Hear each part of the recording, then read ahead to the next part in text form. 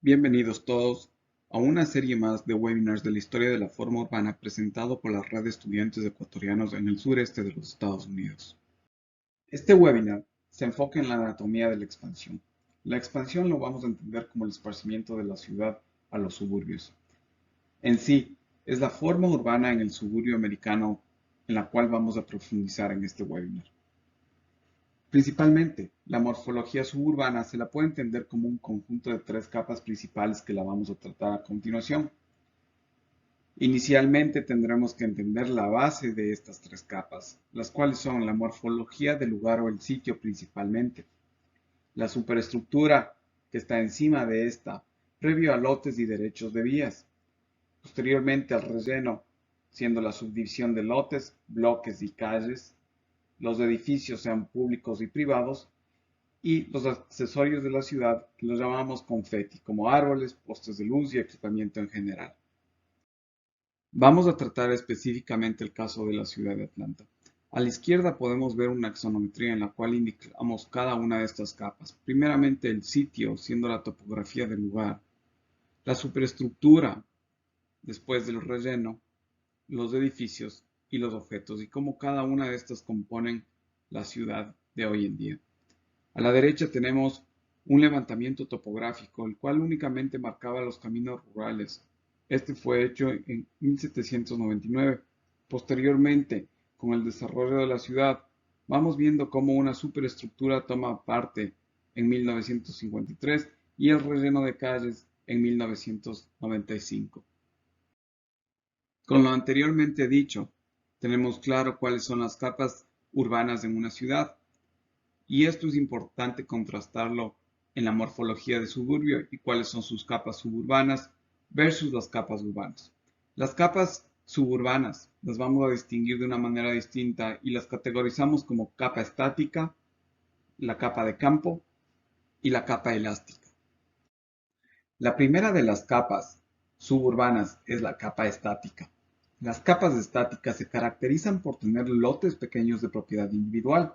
Generalmente son del mismo tamaño o de un tamaño similar. La mayoría son casas las cuales están posicionadas dentro de cada lote. Las capas estáticas son resistentes al cambio, ya que son propiedad privada. La segunda capa suburbana es la capa de campo. Las capas de campo comprenden lotes grandes, a diferencia de la capa estática. Generalmente estos son de propiedad individual. Estos contienen múltiples edificios y características del paisaje.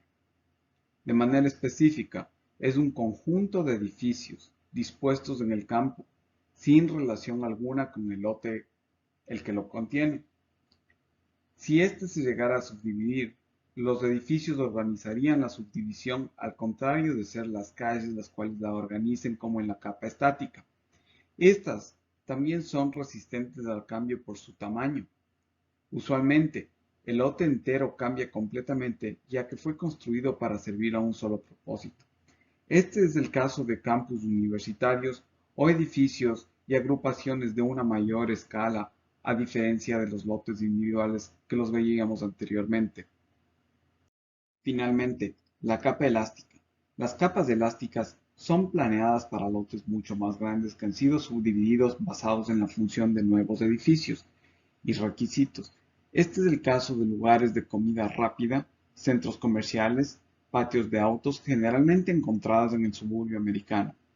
Estos lotes tienen un rango variado en cuanto a tamaño y forma, no pertenecen a un solo propietario y aunque son resistentes al cambio, el crear orden dentro de esta capa es muy difícil. Esto es debido a que son lotes de un tamaño considerable, los cuales no se rigen a ningún plan maestro, y al tener diferentes propietarios, es muy, pero muy difícil crear orden en estos. Nuestro caso de estudio será la ciudad de Atlanta, en la cual vamos a realizar tres diferentes análisis de las capas suburbanas. Este es el primer caso en Ansley Mall. La primera es la capa estática con un lote promedio de 0.1 hectáreas, una cobertura del lote promedio del 19% y proporción al lote del 58%. Esto hace mucha relación a todas estas casas que son de un solo propietario y son lotes pequeños generalmente del mismo tamaño. La segunda es la capa elástica. tiene un lote promedio de 0.8 hectáreas, una cobertura del lote promedio del 20% y una proporción al lote del 10%. Recordemos que estas capas elásticas son lotes mucho más grandes que han sido subdivididos basados en la función y requisitos de los edificios, siendo lugares de comida rápida, concesionarios de autos, y aunque no son tan resistentes al cambio, no crean ningún orden formal dentro de la subdivisión ni dentro del sector.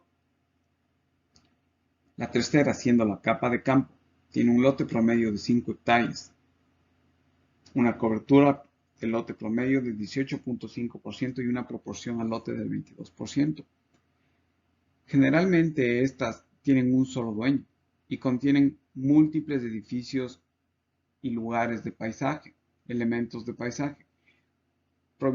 Su nombre proviene del romano, significando campo. Entonces, en esta capa vemos cómo los edificios están dispuestos dentro del campo y no hay ninguna relación con el lote que lo contiene.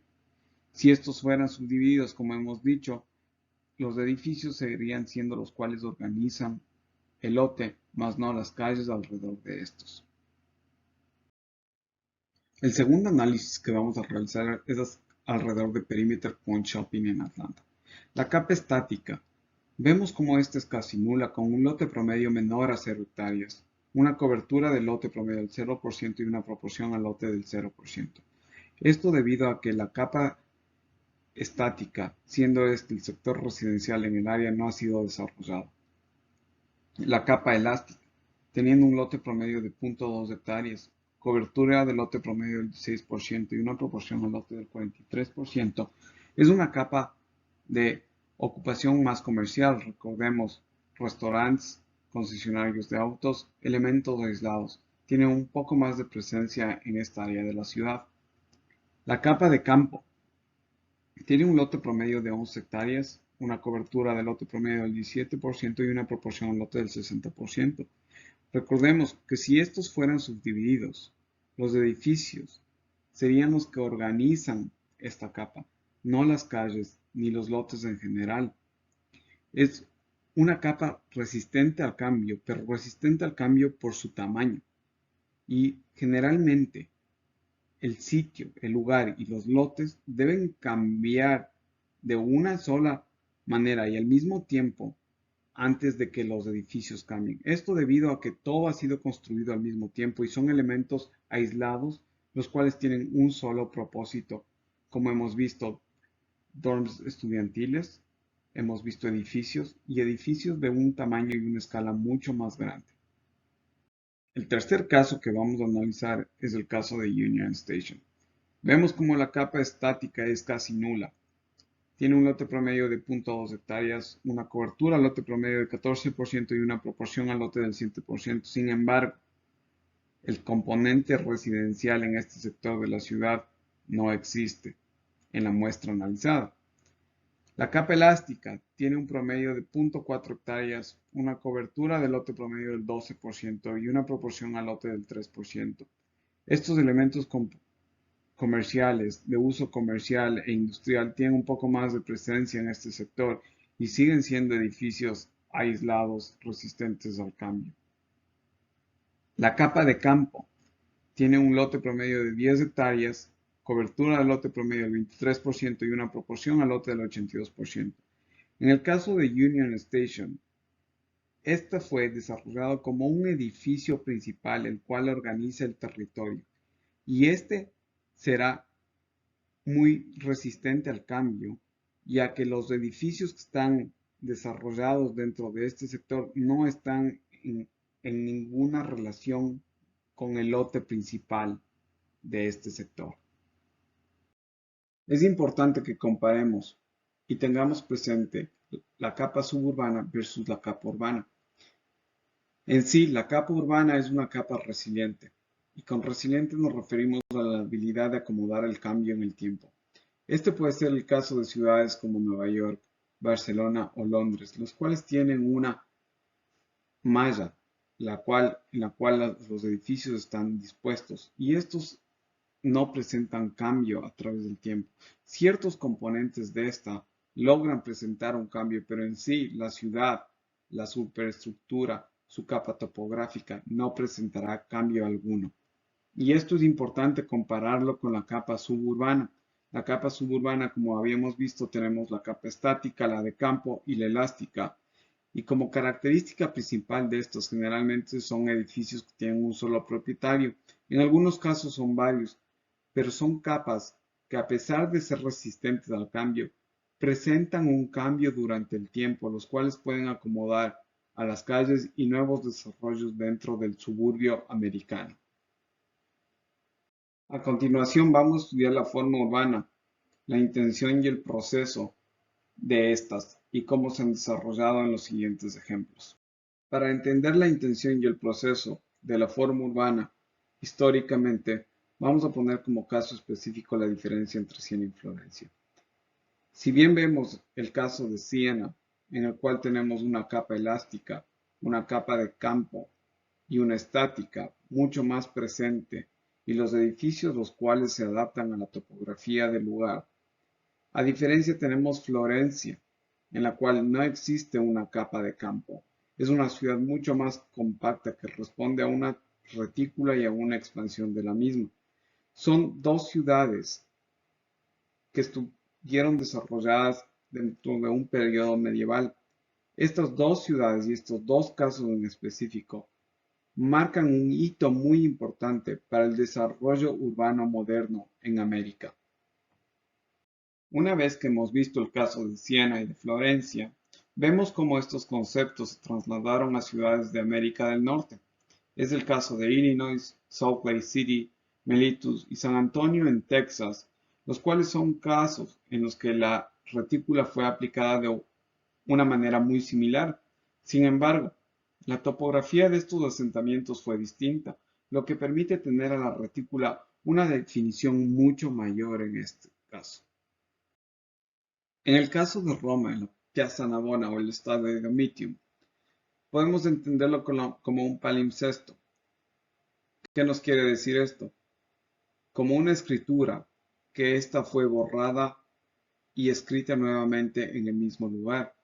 Vemos cómo los edificios, en este caso, edificios de carácter importante, organizan el territorio, y esto nos hace referencia a una capa estática, la cual da lugar a un espacio público, pero también conserva el carácter residencial. Todo esto, a través del tiempo, ha generado muy poco cambio y ha sido muy resistente al cambio históricamente. Existe también históricamente un proceso muy interesante, el cual se denomina Rashid. Vamos a tomar como ejemplo la ciudad de Bagdad. Vemos como a la izquierda el plan original y de desarrollo no corresponde al Bagdad moderno que conocemos hoy en día, desarrollado desde 1944. Vemos como las dos formas urbanas no corresponden ni dieron lugar la una a la otra.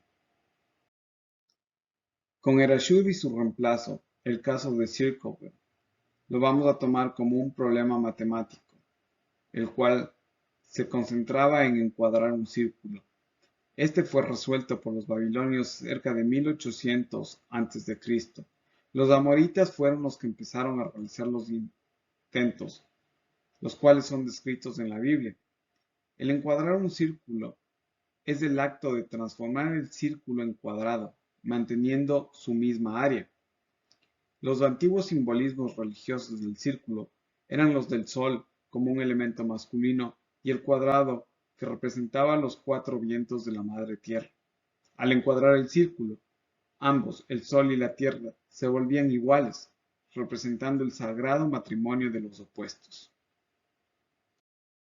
Históricamente, el problema de encuadrar un círculo también estuvo presente en América. Vemos el caso de Ohio, como desde 1837 un centro dispuesto en círculo se lo cambió hasta 1856 a un cuadrado. Es importante recordar estas referencias, ya que son medievales y también tomaron su precedente importante en América. Una vez entendidos estos precedentes de la forma urbana, vamos a adentrar en el caso de Virginia Highlands en Atlanta. Vamos a proponer un marco morfológico como la topografía y corrientes y lotes más los lotes previos, derechos de vías, lotes, bloques y calles y bloques tipo y edificios tipo, juegan y toman lugar en esta ciudad. Este es el caso de la ciudad de Atlanta. Vemos cómo la topografía juega un papel importante definiendo lugares de importancia, los cuales después son subdivididos en lotes y después de estos se convierten en la propiedad de tierra individual. Posteriormente a esto se realizan subdivisiones y el transporte público empieza a tomar y formar parte de estas. Vemos cómo la forma urbana y el proceso urbano va desarrollándose a través del tiempo. Vemos cómo estas capas pasan de ser capas de campo a capas elásticas y capas estáticas, las cuales no presentarán un cambio durante el tiempo. En este caso vemos cómo la ciudad se empieza a desarrollar y a través del tiempo vemos cómo ésta se vuelve mucho más resistente al cambio. Vemos cómo se sigue expandiendo y también lo analizamos como un conjunto de jerarquías en las cuales existen muchas más propiedades, diferentes usos de suelo y de diferentes ocupaciones de este mismo suelo. En el caso de 1923 vemos cómo existía una capa de campo en medio de la ciudad y después cómo esta fue subdividida, llegando a ser una capa estática. Una vez entendidas las diferentes capas a través del tiempo, vamos a profundizar más nuestro estudio, analizando la tipología de cada uno de estos bloques suburbanos en la ciudad de Atlanta. El primero siendo dos barras horizontales, el segundo dos barras horizontales y una vertical a sus extremos, el tercero dos barras horizontales y dos verticales en cada uno de sus extremos, y el cuarto una combinación en la cual tenemos una franja horizontal entre dos barras horizontales jerárquicas. Vemos cómo cada una de estas tipologías después responderán a cada una de estas tipologías de vivienda las cuales están dispuestas en cada uno de estos lotes. En el caso de la tipología de vivienda, si nos seguimos adentrando y seguimos profundizando en este estudio, vemos cómo las casas unifamiliares responden a cada uno de los lotes anteriormente mencionados, a todas estas morfologías. Cada una de estas casas responde de manera distinta a toda esta diferente geometría que nos ha generado la división de territorio. Vemos también cómo, en el caso de apartamentos multifamiliares, estos también responden a estos lotes de mayor tamaño y cómo estos se pueden acoplar y responder al lote. Estos también siendo muy resistentes al cambio y presentando poco cambio a través del tiempo. Al finalizar el análisis en la ciudad de Atlanta, vamos llegando al fin de capítulo y vemos cómo la organización del territorio, siendo de dominio público o privado, juega un papel muy importante en el desarrollo de las ciudades de hoy en día.